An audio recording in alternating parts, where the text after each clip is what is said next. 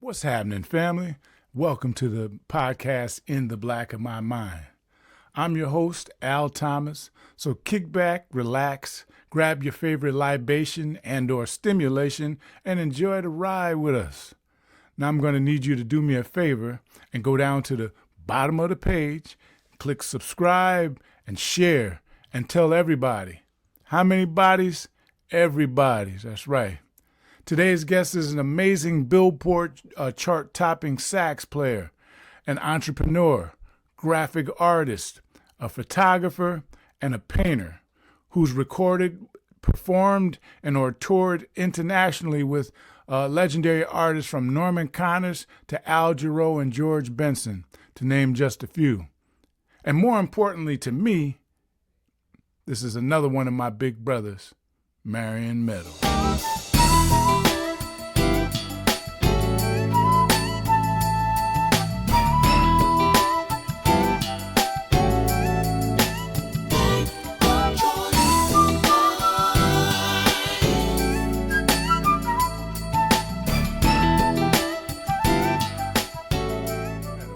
Welcome to the podcast, bro.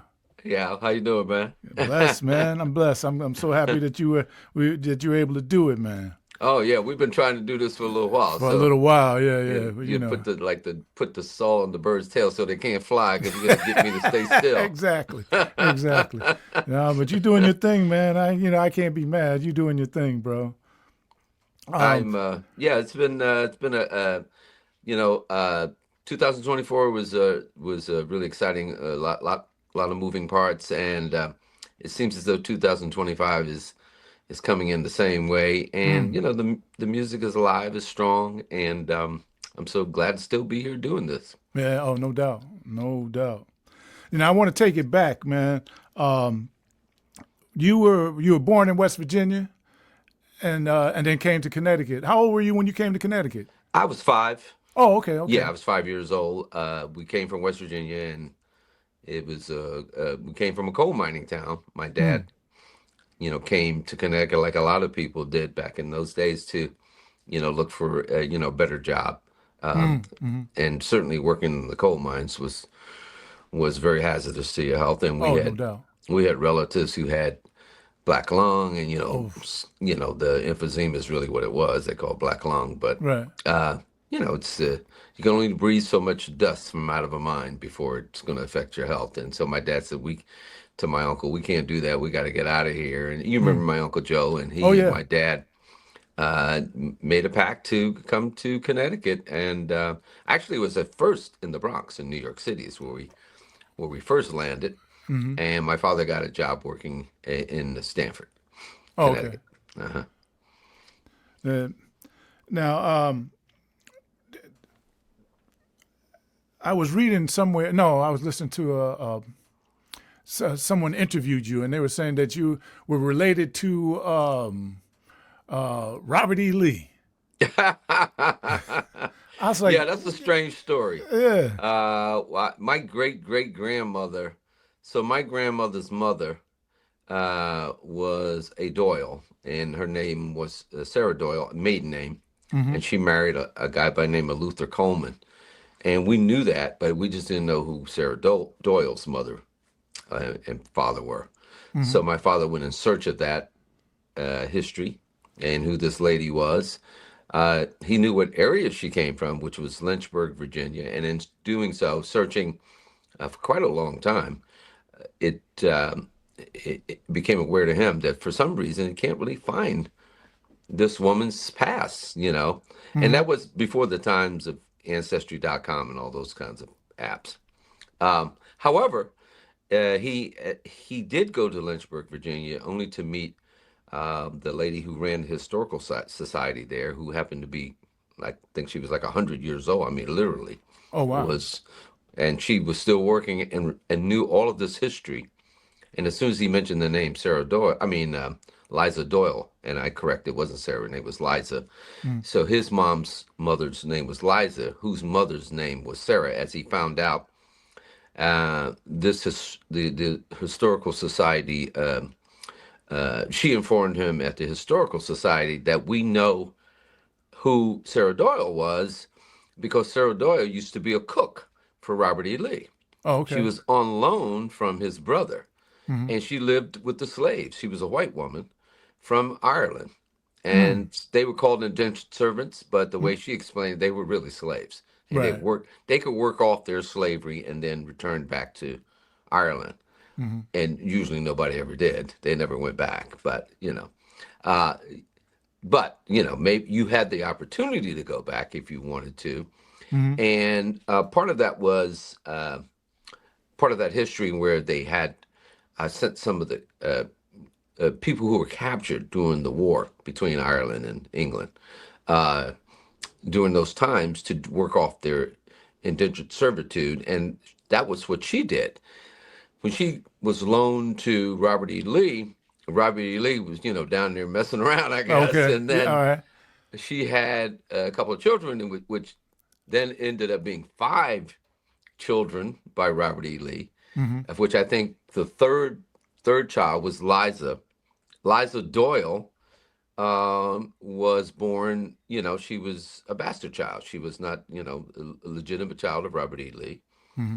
I don't know what his wife thought about it. It might have been a problem. I don't Yeah. know. Right. Right. He Right. might have got slapped. I don't know. But anyway, so he had this beautiful little girl, Liza, who then grows up, meets Luther Coleman, and gets married and moves. I think originally they had to move out of the state eventually, because they were, yeah, well, they didn't have to.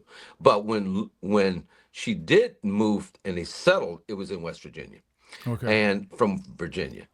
While in West Virginia, they got married and had a daughter. Of their four children, I think it was no, it's actually five. So one of their daughters was Mary Coleman, and no, actually she was the only daughter. The other three were brothers. Okay. So Mary was born to Liza and Luther Coleman. Of course, Liza was the illegitimate daughter of Robert Mm-hmm. E. Lee. Mm-hmm. And then their daughter, Mary, married a guy by the name of Albert Grasty. I'm sorry, Walter Grasty.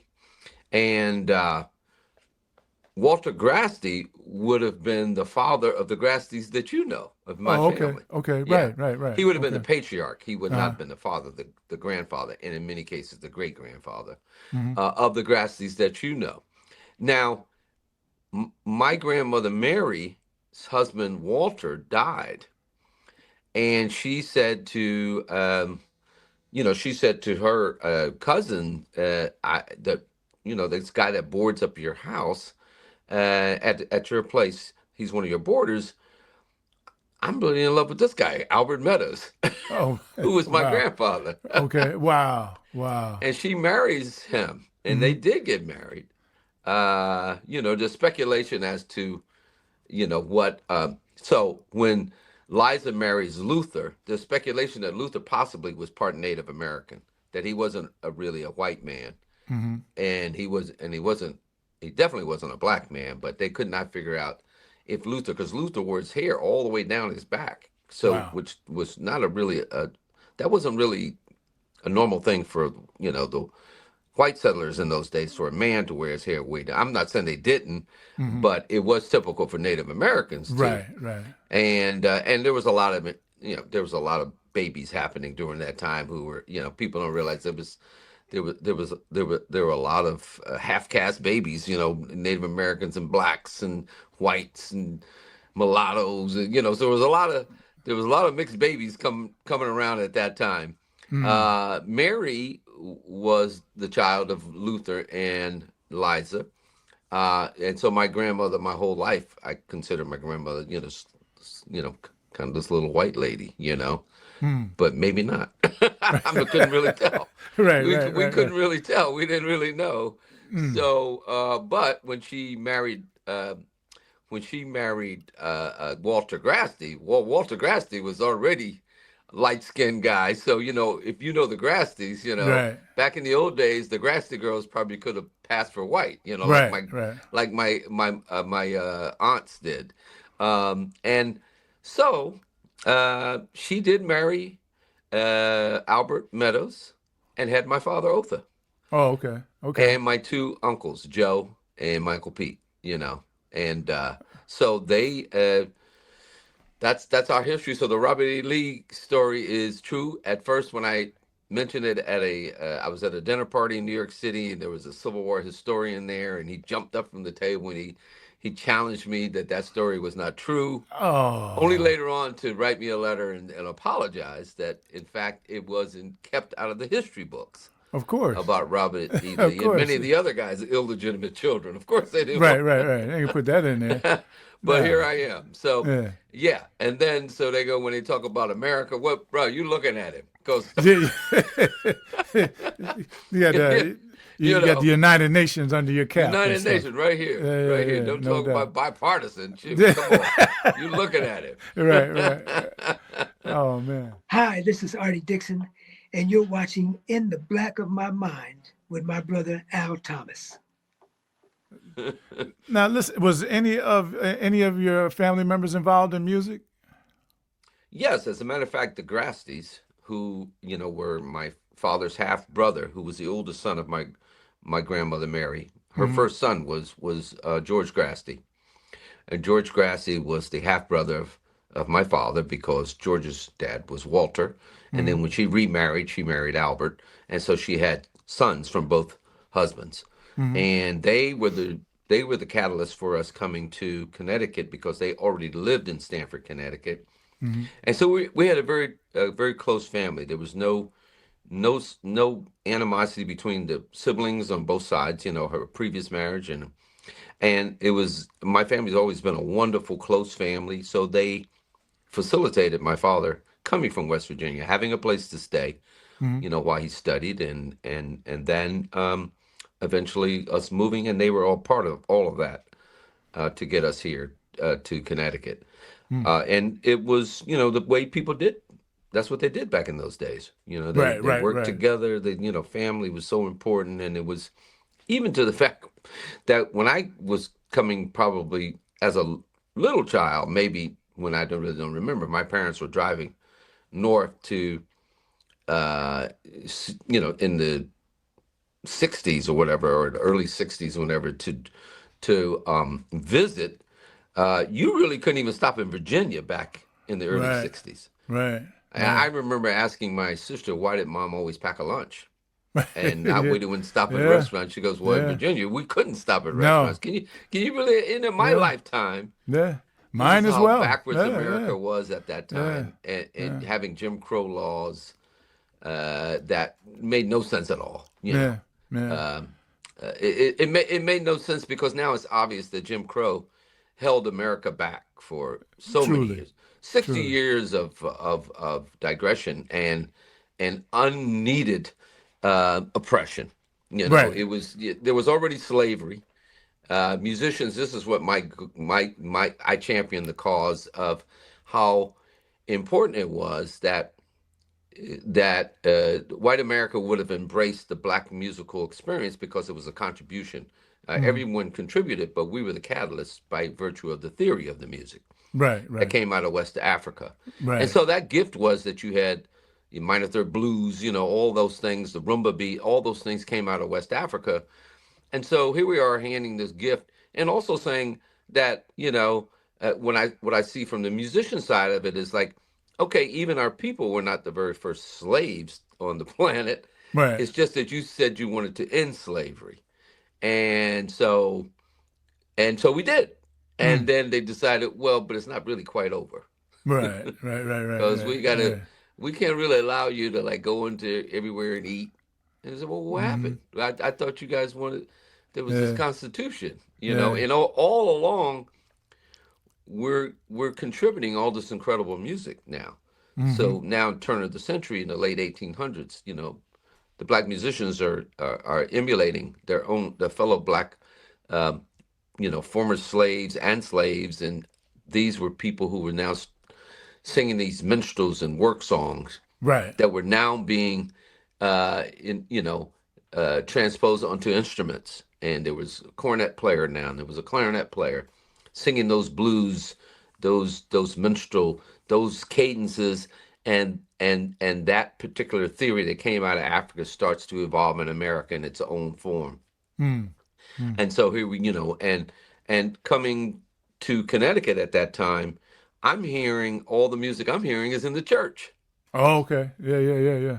And so here's a direct, descendant of the music that comes, from the days of slavery into the modern era now, which is the early precursors for what we know as our jazz, our gospel, Blues, our R&B. And then we realize it's all coming out of the church. It's coming out of the church. The church is the real propagator at that time of the music and what it was going to be. Eventually the church ladies will go, no, don't go on over in that secular stuff too. Right, exactly. Don't get on over there that rock and roll. Yeah. Stay on over here with the Lord. Don't be playing them blues. Yeah, don't be playing them blues and playing that saxophone in the church. It's like, no saxophone? I go, no, not yet. Yeah.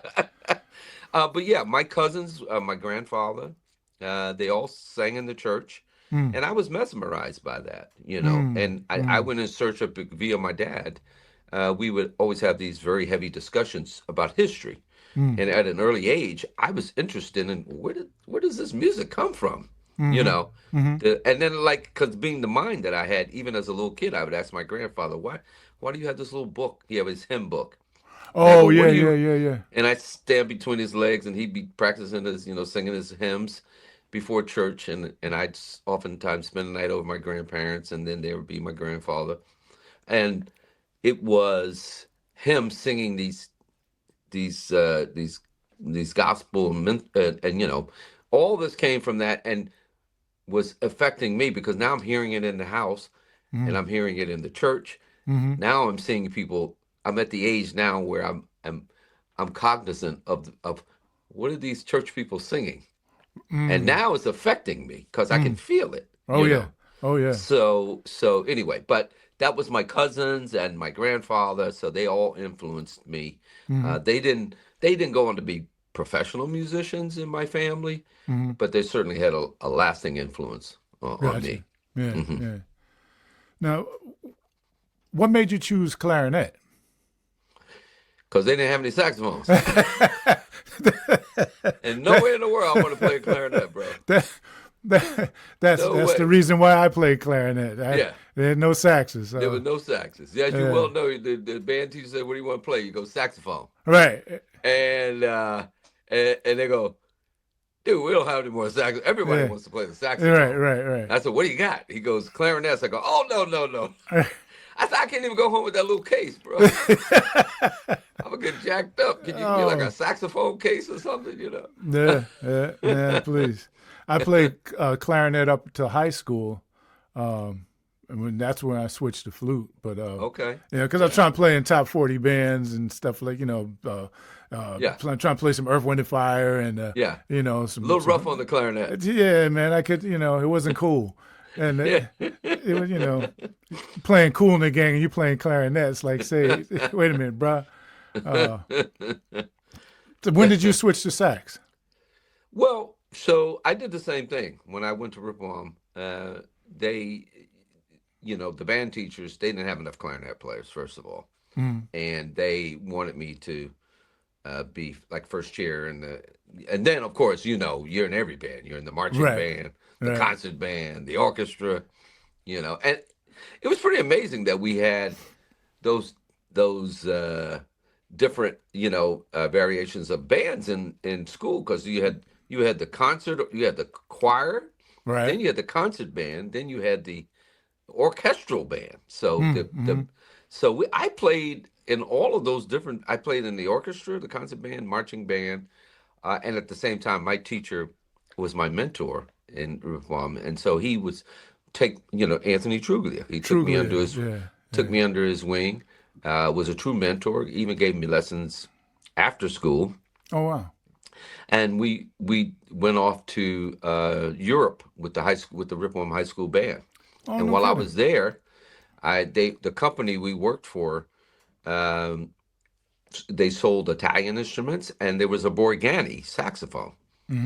And they said, you can get this Borghini saxophone. I think they said it was like going to be $200. And then I said, well, when I get back home, I'm going to send for one of these. And I did. Mm, And they mm, sent me the sax from Italy. I got the soprano sax. It kind of looked more like a clarinet. I had never played one. mm. But I found out it was easier to play than the clarinet. Clarinet is a much harder instrument to play because you know in clarinet that is Oh not yeah. the octave key is not the same notes as Right, it right, is right, on flute and saxophone, you know. right. And you got to cover those holes up as opposed And you got to to a cover those saxophone. holes. Yeah. Yeah. So that was a whole different ball game, except that I really didn't start on the soprano. I kind of played around with it. Mm. I got a gig, like, you know, I don't know if to call it a gig, but you know, we started playing with our little junior high school band. See, Hmm. that's how far back I go. It was called junior high. It wasn't even middle school. Oh, right, right, right. And I went to Turner River Junior Turn the High. river. Yeah, I did too. And then Yeah. I got the, what was it? Oh, it was the summer. So we would go seventh, eighth, and ninth. Hmm. And then that summer from ninth going into Ripplewam, I was going to be then you're a sophomore. I went in as a sophomore, not a freshman. Hmm. That year, that summer, a guy was having a party down at the little park down at the end of like West End and Stanford, that little park that's over there that used Okay. to be near our house and Yeah, down yeah, on the yeah. other, that as you were going down towards Greenwich, there's a little park to the right down there. And so at that little park, they were going to have a little cookout, and the guy said, "I'd like to hire your little band." My little junior high school band. Oh, I go, "Oh, okay, yeah, okay. sure, okay, that'd be great." And he goes, "Well, you play saxophone, right?" I go, "Yeah, I can play sax." But like he said, "Can you play?" Kids, they just, and then he go, Yeah. "Okay, good, we'll get you a sax." I said, "I don't have a sax." He goes, "But we'll rent you one." I had Mm. never even picked up the Oh, sax. He dang. rented me a tenor, Uh-huh. and so I had a couple of days to get it together, Uh-huh. and I figured it out. I got to read. Went to the gig, Wow. took out my clarinet. I could blow it on the clarinet. I took out Mm. that sax, and then I was faking it, but I got through it. Okay, So, okay. they're probably looking at me like, you don't play that sax as good as that clarinet, but not that bad. So, but I had the rental for 3 months, and Oh, he wow. says at the end of the summer, you take it back to the store. I've rented it. They only do 3 months at a time. Hmm. At the end of the summer, my mom bought the sax because the band teacher, when I took it with me to school, he goes, "Oh, great, you play sax now. You got a sax now." I go, "No, I don't own it. I'm renting it." And Mm. then I told my mom that he wants me to play sax and clarinet in the band. Mm. And so it was a used horn anyway. So my mom bought it for me. Nice. And so that was when I started playing sax when I got to high school. So it Okay. was I didn't even pick it up until high school. So that's my point. Wow. It's interesting, man. I, well, tenor saxophone is my favorite instrument. Never played one, but Really? I've never. But I have an I need to sing alto. you some of my straight ahead stuff on tenor so you can. I need to sing you some of my straight ahead music. I don't know if you've ever gotten any of I heard my straight ahead stuff. Yeah. I've heard you play it back in the day, Yeah. but No, I have some recordings of it oh now. yeah, So no, yeah, yeah. I need to. I'll Yeah, send you over some. Yeah. please, Yeah. please. I was just telling somebody the other day, man. I remember you playing tenor at the Foundry. And there was one night, all the stars aligned and everything, man. And you were killing it, man. And I'll Oh, never forget. I tell everybody about it all the time. I was sitting there, and after you finished playing, I was there, me and Danny and a couple other people, and we just sat there just looking. It's like, wow, man, did you hear that? Yeah, I heard it. He just took us someplace, man. I'm not sure where we went, but he took us someplace, man. oh wow. Yeah, that tenor, man. You used to kill that tenor, man. Yeah. I haven't seen you play tenor in a long time. Yeah, man. I got one over there. It's right over here. Okay. Ready to Yeah. go. Yeah, man. So you played all through school, played in different bands and stuff, Yeah. and then And then as I got towards my senior year, I wasn't even going to go to, I went to Berkeley, but I wasn't right. going to go to Berkeley until my senior year. I was going to go to school for sciences. I wanted to be Oh wow. a zoo vet. I wanted to be a zoologist. I wanted to work um, you know, I was very serious about that. It was not like just, like I want to be a police officer or be Right, a right, right, right. veterinarian. I really, that's the stuff I studied. I studied all the chemistry and the biology, Mm. but I played music. I had really no intention of going off to be a professional musician at that time. Right. I was kind of, getting those skills under my hat of, and the being able to read the music and play it and interpret it, and then maybe play jazz. All of those things started to align, and then I realized, well, you know what? I'm actually been groomed to be a pretty good musician. I've been trained the proper way. I've got the natural instincts for it, Mm-hmm. and that's when we went up to Berkeley on a field trip with Tony Truglia. Okay. And while we were there, they were like, any of your music students that want to audition, while you're here at Berkeley, we're offering, an audition. And I did. So, because they said bring our instruments. Oh, okay. Mm-hmm. And I auditioned on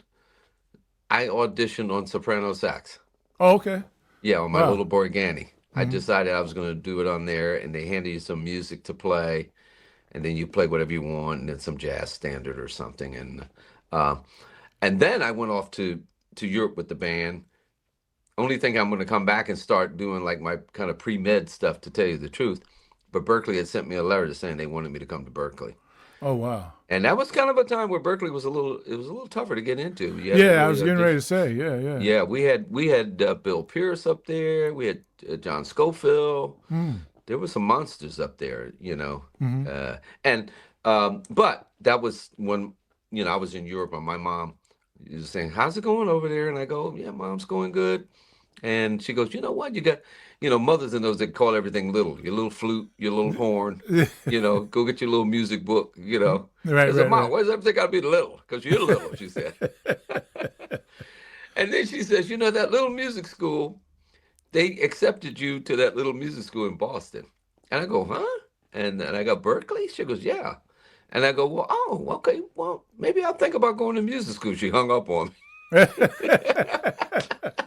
said, uh-oh. Yeah. No, you're supposed to be a doctor, man. I had to put in a slip to have a meeting with the parents. Put in a request for right. for a sit down for the idea of going to music school, and they went along with it, and that was it. I went off to Berkeley, only to find out that there were amazing young musicians from all over the world. Wow. I was just going to ask you, what was the Berkeley experience like, man, especially during that period of time? Yeah, I mean, like I said,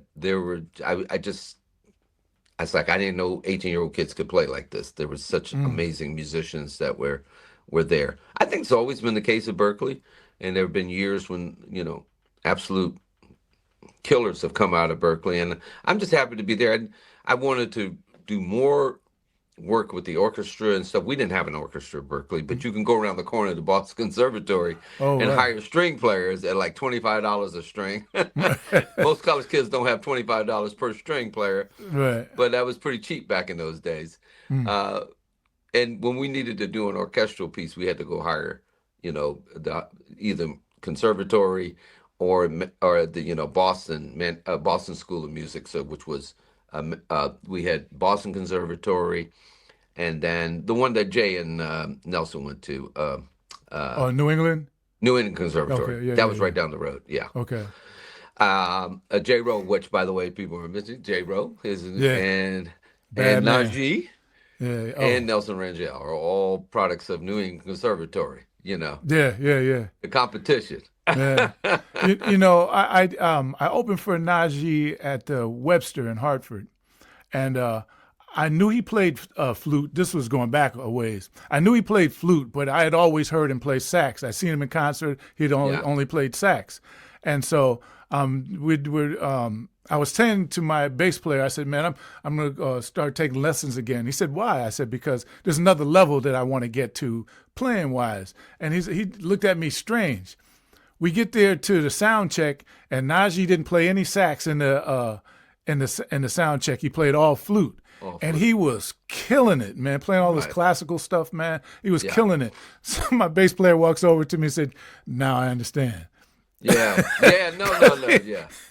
He was killing that was that era when we came up. It was you just studied so much and you always took it to the next level. It's really all we had because our contemporaries, and the people we looked up to were all such monsters, Oh yeah, yeah. And then we lived next to New York City, so you go into New York City, they tell you to take your butt on back to Connecticut, But they would always tell you to come back, and keep, let's face it, the music business, even back in those days, was challenged in the sense that if you were going to do this as a full-time living, that was going to be a challenge in itself. And how do you navigate that, sustain that, and make that work for your livelihood going forward? Right. So we were given, one scenario was that if you're going to write music, make sure you write your music, publish your music. If you're going to play your instrument, make sure that every day there's a new challenge for you on the instrument, that you challenge yourself.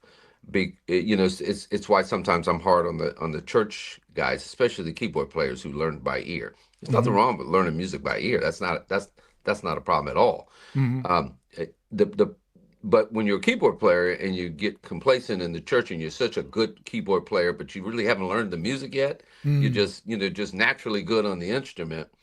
Then I get on them and I say, well, God, with YouTube now, pen and piano, you can know exactly what you're playing in probably only 1 month's time, and then you can spend more time learning how to sight read.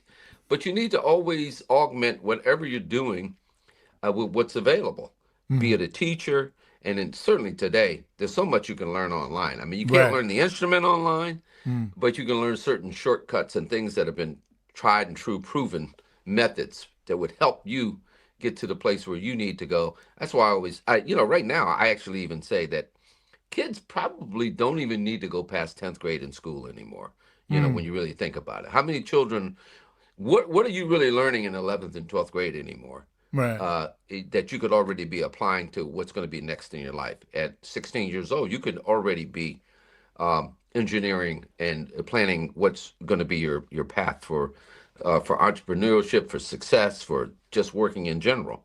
I think a lot of countries now are cutting out those 12 years of school, only because there's so much information online. And if you teach children that if you strive for excellence, and already have an idea where you want to go. I mean, I think a lot of kids today, even the musicians, think that there's an online shortcut to how do you get to success. And maybe some cases there are, but that's not going to be for everyone. Yeah, there's not going to be a shortcut to learning the instrument like we did. But there are advantages to maybe creating your brand, and how you can do that. If you're going to be a musician, you can create your brand. It's a different scenario today. It's much more internet based, as we well know. I fought it for a long time, man. I done all these things to be Marion Meadows. Like you were talking about Najee. We did all these things to get to the point where we have a voice, and then all of a sudden it was like we were the dinosaurs when it came to this internet thing. Yeah. There was so much more successful artists online than us online. Not so much that we weren't successful, but on the online presence, with all the Facebook and the Instagrams and all. And I was like, I don't want to do that stuff, Yeah. But then I found out I had to do it. Yeah. It wasn't like I don't want to do it. It's like if you don't do it, in any jobs today, you won't even get hired if you don't have an that's internet true. They won't even call you back. Yeah, I know a lot of places won't take packages anymore. They want you if you don't have your promo package online, they won't even consider you at all. Yeah, so I had to learn those lessons, and getting back to the about what that process, and that's what it is. It is a process. I think every day now for me. I make notes on what's going to be. When the days I just want to relax and do nothing, I've had to teach myself to not get up and start doing something. Because I'm more motivated to stick to my list when I do, because I'm probably ADHD all the way, But I asked my Mom, what was ADHD in our day? She goes, that was called a butt whooping. Exactly. She goes, y'all didn't have no time for that. We jacked your little butt up. Exactly. We jacked you up. Like, You don't have no ADHD, you know. Beat that. ADHD was like, Mom, I'm sorry. Okay, I'll get that. Yeah, right. Beat that ADHD right on out. Yeah, right on out of here. Yeah, man. But for me, I do a lot of different things. You know, I'll go paint, and then I'll come in here and I'll record. But I do that a lot. And so that's why I have to make myself some days just maybe sit down and watch a movie or something and chill, because I'm always doing something. And I was like that even when I was a child. Hi, my name is Howard Cloud. Please watch In the Black of My Mind with host Al Thomas. Child. But you know, that's for the young musicians coming up. The advice I give, the number one advice is the integrity part and showing up on time. You know, if you're a musician and you feel as though you have the gift to be a professional musician and make it in this business, then you already have that in your mind. And there's nothing that I could do to stop you from doing that. And I wouldn't want to stop you. Right. What I would want to do is encourage you to make sure that when you do get that first big call, you're going to be there like half an hour early. Right. You know, and you're going to already be warmed up and ready to go, whatever you play, because that's what they look for. That's what the people look. They're not hiring you because they're shopping around. They're hiring you because of what you do already. Right. And but yeah, it's been great. And one thing about Najee, if we're still talking about Najee at all, was that he used to sneak up to the Foundry Cafe, which you mentioned before, to listen to Ron Lawrence. Oh wow! And then he came out with his album, his first album, which was produced by Ronnie Song. And stole Ron, went on the road. I was mad, bro. I told Najee, man, I was mad. Man. I was going to come down to Queens and blow up your horn. Man, man I so miss Ronnie, man. Oh, man, I miss that brother. Me too. Yeah, I do too. Yeah. Oh, I know you do, man. Please. Man, he was, but he was a force, even beyond just you and I knowing him. But he was a force for so many other people. And tenure with Boney James, and then of course Najee took him on the road. I was so happy for him. You know, I'm just joking, but for Ron, who was just uniquely unique as a person. Never mind playing the guitar. When he picked up the guitar, you were like, dude, who does this? Right. Who plays like this? You know.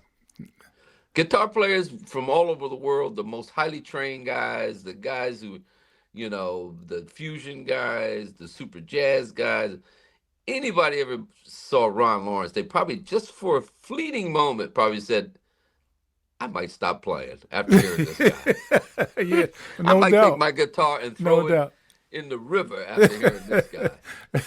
You know, so, I mean, that's how amazing Ron was. Yeah, you know? He was a beast. Yeah. Hi, this is Greg Thomas of Parliament Funkadelic, and you're listening to In the Black of My Mind podcast. Check us out. Woof. Yeah. when did you know that you were going to make music your life? Well, pretty much after I stepped foot in Berkeley, and then. So I had to make a decision right there, because now, you know, and don't get me wrong. I mean, I was a good musician. I was just, I mean, as far as being a musician and knowing that I would have the abilities to be a professional musician. I was by no means the greatest saxophone player, young kid saxophone player in the world, but I knew there was a process at that point. And I understood what process meant, because I had been trained as a musician and all this mentoring. Part of that mentoring that Mr. Truglia used to give us was also about life. It was also about what you're going to do in life, you know, respect you have for your parents, everything from hygiene to life in general. And I'm just a kid. But this is what some young people need. They need a mentor who's not necessarily their mother or father. Right. Somebody gets down and dirty, say, yo, bro, you know how you do it? Are you doing your grades? You taking care of this? You taking care of that? So the checking the boxes, because not just being a musician is just not good enough. You still got to be a citizen, and you got to be able to survive, and you got to be able to pay your rent, and you got to be able to, you know, all of those things. Right. So that coaching all, translated into what was going to come next. So when I made that decision, I said, well, am I going to go to Berkeley? Is this going to be a novelty, or am I going to end up wanting to go back to the science thing? Mm. And then I arrived there, and I was like every kid when the first day you go off to college, it's a scary feel. It's not scary, but it's exciting at the same Yeah. time. But Yeah. it's a little awkward, you know. And you are a freshman, so it's just so awkward. You go like, so what are we gonna do here? Like, and then you pass like for me at Berkeley, then I'd see like a senior like horn player or somebody, and at that time I think even John Schofield was graduating and he was starting to teach his first year. He's just been a student. Mm-hmm. Um, I was overwhelmed, and then I realized, wow, I want to be like these guys, and um, I want to set up what this process is going to be in my mind, so that I can make a timeline, and that timeline would involve practicing every day, showing up for my classes and all those sorts of things. And when it did start to happen and fall into place, I said, this feels good. This feels Okay. good. It feels like this was meant for me to do this, and whatever that was along the way coming up. And I appreciate all those math and science skills to have, because I'm already eclectic as a person and asking too many questions, because my parents are like, oh no, here he comes. I'd be wearing my parents out.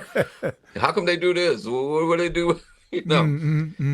This is just the kind of kid I was. So I got to Berkeley, and I did. I would ask questions. I would ask questions to my instructors and fellow musicians. So, it was, if you do embark on that lifestyle, and then you realize this is it. I think I can do this. Then there's no stopping you. But you have to make that process no different than if it was a perpetual learning experience, that every day you wake up and at least hope that you learn something new today, because we can never learn it all in one passing of No this doubt. life. No you know. doubt. And when you stop learning, you start dying, basically. Yeah, you start dying. You do. You do. So, and I've just not seemed to found, I haven't hit that wall yet where I've stopped learning, because every day I learn something new. And especially now with all the technology, incorporating all that, Exactly. here we are, look, we're on all these computers and online streaming, and you had to learn that technology. It's not like you just turn the thing on. You got to understand about audio, and we do engineering, incorporate those things into our process as well. Oh yeah, and especially in light of the music industry, the shift in the music industry, if you will. Yes. Because there's no more brick and mortar.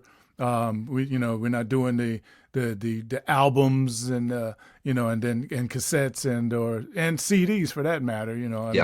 There's a few dinosaurs out there, but for the most part, it's all streaming now. So then we have to. What does that look like now? I got to learn what that's all about, and the how the business of music changed considerably. So now that's a whole nother process as well. It's not like before you could, you go and even at the low end, you make a project and you can sell it out the trunk of your car. That's not a reality anymore. No, it's not. And you're right. It was a much more lucrative time in those days, by virtue of product. There was a product, and the product, as we all knew it, was this big LP. It was, and in the making of that product was this process of recording it. It was recorded to tape, not digital. So you had to have this big giant, Right. 2-inch, if you were recording in a recording studio. And so everything we knew was big 2-inch MPEG tape, Tascam, 2-track mix down, and then cassette, or the album itself. And at that time, it was all LP. Right. So, and then there was an art because the thing was 12 inches. So the picture you put in it had to be some really very artful thing. It's not like a Right. little teeny little thing. I mean, you were looking at this 12 by 12 piece of artwork. Oh, And no in doubt. many cases, they opened up then. And so somebody had to learn that. And Hmm. some of us went along as time went on. Some of us learned how to do graphic design our own Right. covers, photography, all those. Right. I Right. think Right. that's the reason. People say to me, "Why are you like a photographer?" I said, "Because half that stuff we had to learn ourselves. Yeah. Yeah. Because if I don't know, but I remember when I first started building websites, I wasn't building a website. You had to go hire somebody to build a website for you. Right. No Exactly. one could do that back in the Right. day. There was no software program. No. You There had was to no code. content aware kind of programs, Hmm. and there was. Uh, I think I first started on with Dreamweaver, Oh uh, yeah. and I went to Adobe, and then I went to the Phoenix School Art Institute, and they offered a class in website design and a little CSS class. I mean, not even CSS; it was HTML back then. Okay. Um, so you could learn some coding, and mostly what I wanted to learn about coding is how do I code in pictures into a website and text and all that kind of stuff. Hmm. And so I learned that. Next thing I know, I'm building websites from scratch, you know. Hmm. Hmm. Hmm. But like you just said, you today, I'm going to go as far as to say that, and also in retrospect to that, when you made a record back in those days for a record company, the wholesale basic, let's say just the basic wholesale price for that was $10, you know. Right. And if a record company sold 100,000 records, they made $1 million. Hmm. Hmm. They made $1 million off 100,000. It doesn't sound like much, but if you sold 1 million records, Right. Right. well, that's a Right. whole different ballgame at Exactly. $10. You Yeah. know. Yeah. Yeah. Yeah. So now you just sold 1 million records, and the record company, but it wasn't just 1 million records. Now you're like Whitney Houston. You sold 50 million records. Mm. That's a Mm. company that's in business. Right. Right. They've Right. just made billions of dollars off one artist. Billions, Mm. not millions, Mm. Mm. billions. Mm. So record companies were very lucrative back then when they had artists, even in the jazz side. Because when I went to RCA on the Novus label, we typically sold in excess of 100, 200, 300,000 albums. And we Okay. were jazz guys, Right. Right. Right. unknown jazz artists in the beginning. I think my Mm. first record was 160,000 Oh wow. records. Hmm. Hmm. But Najee's was 500,000. So I'm still mad. I'm still mad. Right. Hey everybody, it's your girl Cece Peniston, and finally, you're watching in the Black of My Mind podcast with Al Thomas. Of course, that's unheard of today. And nobody sells 100,000 of anything anymore because there's no product. Right. The streaming then we went into the era of the cassettes, but they were still selling a product. Again, Right. wholesale probably $10, $12 even at a wholesale, because if you remember, the cassette prices went up a little higher from when they were starting. They sold records, and I believe we bought records for around $10, somewhere around. They Hmm. were around, I don't know, $10. No, they were higher. Actually, albums would sell as much as $15 to $20 sometimes. Mm. LPs. Hmm. You would get a discount if you got a record at, I think, $8 and $10 Right. for an album. Okay. Hmm. The cassettes then went up, if I'm not mistaken, a little bit higher than that. And at first, when the CDs came out, CDs could be as much as $18 for a Right. CD, Right. which is a lot of money when you It thought was. about it It compared was. to what it used to be. But again, the record company is still making a profit off of a product. And you fast forward to today, and a musician. So what is a musician? How do they make their money? We had more clubs back in those days that played live music. Hmm. And if you were talking about the Found Your Cafe back in the late 70s and early 80s, playing at the Found Your Cafe, we were making probably, compared to what musicians make now, Mm. we were probably making 5 or 6 times more money than they make now back then. Mm. Wow. Yeah. Yeah. Yeah. Yeah. Because Yeah. you could get $200 or $300 a night in a little. Nobody gets $300 a night on a Tuesday night Right. Right. playing in a club anymore. You have to be a top professional to get that. But if you're just a band, a jam band, and you're making, each guy's making 200 or 300 a night, because that's what the clubs would pay you. Right. Right. And we would get paid. So we were getting paid as up and coming musicians, so we could play full time, get an apartment, buy a car, get to the gig, buy equipment. And according to what my parents said, of all the 3 kids who went off to college, the music kid was the one that didn't have to borrow any money because he had a gig. I go, how about that? The one you thought that was going to be the one coming back to the bank all the time, never had to borrow any money because I had a gig. Wow. Yeah, okay. But yeah, today the challenge is very challenging because your revenue stream has been considerably cut down for a musician who's now an adult. So you're not a kid anymore. You're now 21, 22, 23 years old. You're starting your career.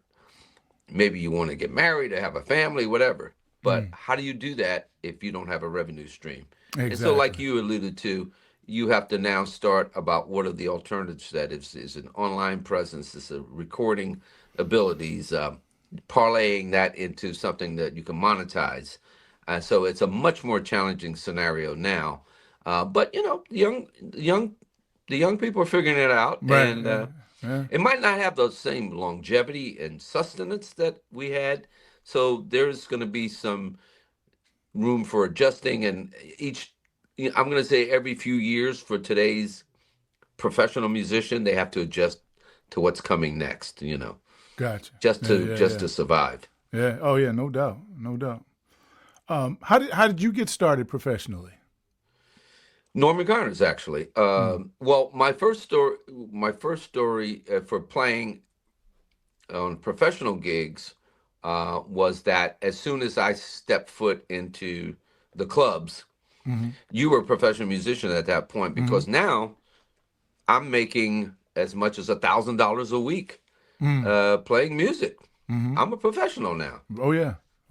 As far as being a recording artist, and then playing on my first albums, that would have been back in the time of the Norman Connors days, when I got on my the very first album I was on was a Vicky Sue Robinson, Turn the Beat Around, not on that song, but on one of her albums, Vicky Sue Robinson. I think I played on one song, and Ronnie Song produced the Williams Brothers Gospel Williams Brothers. I played on 1 or 2 songs on their album. So that was my first foray into doing and then we had an album out with Joey Malati. So he had an LP out. So I said, well, I'm on a couple of albums now. So I must be a professional musician. So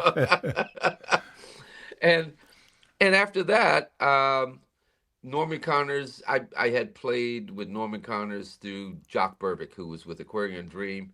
Duke Jones and I had written some music with Jock. They were already in the band with Norman, touring, doing this You're My Starship and all that kind of stuff. And Betcha by Golly Wow, Phyllis Hyman. So when I met them, I had already recorded some music for him, and we went to California. I was working a day job at the time, and he hired me to be in the band. So that was it. I never looked back. And I was off and running at that point. I never had to get another day job after that. Right. Wow. Well, I shouldn't say that. That's not true. Because that is not true. Because I was touring all over the world with Norman Connors. That doggone Najee, he's going to keep coming up in this conversation. His ears must be buzzing, or the butt is itching or something. Because I always talk to him about that, because, as much as I talk about it, he's one of my dearest friends in the world. He came out with his album during the time I was with Norman Connors. I immediately quit my job with Norman Connors. I said, I knew how long it would take, the process of getting an album done. Okay. And I quit my job with Norman, and I took a job with Pitney Bowes in Stanford. Wow. And I worked in the machine shop so that I could record at night and do my For Lovers Only album. So I did take another day job, and then I started studying at purchase to finish my all my stuff for school to get to the point where I want to get on my degree and all that kind of stuff. So I just said, well, now I'm going to get my own record done. How am I going to do this? So again, I just said, and my parents said, what are you doing? I said, well, I quit my job working with Northern Congress. They said, what are you going to do? I said, well, I'm going to have to give up my apartment and I'll have to move back home. My parents said, huh?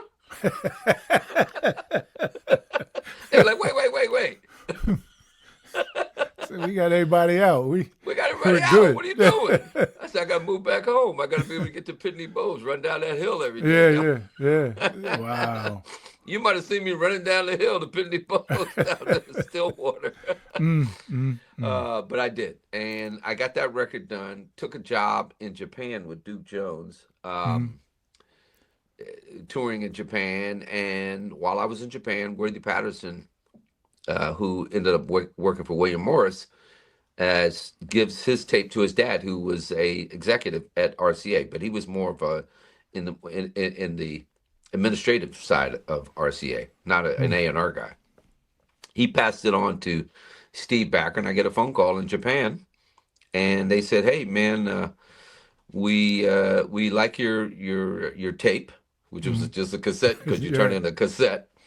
They said, "We like your tape. Can you come back to New York and we can have some conversations?" And that's what I did. I came back, and about a month later, they signed me. Oh, wow. Yeah. Okay. Marion and I started talking and catching up, and I learned so much from him. But this podcast was so long that we had to make it 2 parts. So what I'm going to need you to do is tune back in and check out part 2 as well. In the meantime, I need you to do me that favor and subscribe, like, and share with everybody. All right? Y'all be blessed. This has been another episode of In the Black of My Mind podcast. Make sure you like, comment, subscribe, and share.